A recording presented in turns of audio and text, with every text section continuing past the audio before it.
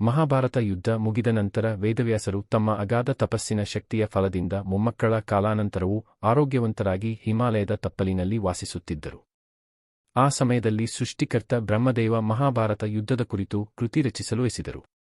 ಈ ಶ್ರೇಷ್ಠ ಕೃತಿ ಬರೆಯಲು ಆ ಮಹಾಯುದ್ಧದ ಪ್ರತ್ಯಕ್ಷದರ್ಶಿ ಮತ್ತು ಅಲ್ಲಿ ಬರುವ ಪ್ರತಿ ಪಾತ್ರವನ್ನು ಹತ್ತಿರದಿಂದ ನೋಡಿರುವ ವೇದವ್ಯಾಸರಿಗಿಂತ ಶಕ್ತ ವ್ಯಕ್ತಿ ಇನ್ನೊಬ್ಬರಿಲ್ಲ ಎಂದು ಅರಿತ ಅವರು ವೇದವ್ಯಾಸರ ಎದುರು ಪ್ರತ್ಯಕ್ಷರಾಗಿ ಕೃತಿ ರಚಿಸಲು ಕೇಳಿದರು. ಅದಕ್ಕೊಪ್ಪಿದ ವ್ಯಾಸರು ತನ್ನ ಸಹಾಯಕ್ಕೆ ಲಿಪಿಕಾರನ ಅಗತ್ಯವಿದೆ ಎಂದು ಹೇಳಿದರು. ಅದಕ್ಕೆ ಬ್ರಹ್ಮದೇವ ಈ ಕೆಲಸಕ್ಕೆ ಪ್ರಥಮ ಪೂಜಿತ ಗಣಪತಿಯೇ ಯೋಗ್ಯನೆಂದು ತಿಳಿಸಿದರು. ಅದರಂತೆ ಒಂದು ಶುಭ ಮುಹೂರ್ತದಲ್ಲಿ ಮಹಾಭಾರತದ ಕೃತಿ ರಚಿಸಲು ಕುಳಿತ ಲಿಪಿಕಾರ ಗಣಪತಿಗೆ ವಂದಿಸಿ ವ್ಯಾಸರು ಕತೆ ಹೇಳಲು ಶುರು ಮಾಡಿದನು.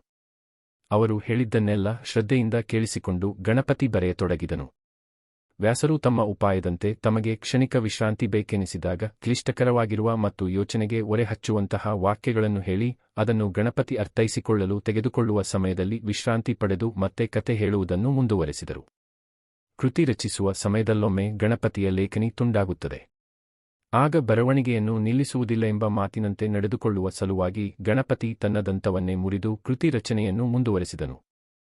ಹೀಗೆ ವರ್ಷಗಟ್ಟಲೆ ವ್ಯಾಸರು ಕತೆ ಹೇಳುವುದು ಮತ್ತು ಗಣಪತಿ ಬರೆಯುವುದು ಮುಂದುವರೆದು ಶ್ರೇಷ್ಠ ಕೃತಿಯೊಂದು ರಚನೆಯಾಗುತ್ತದೆ.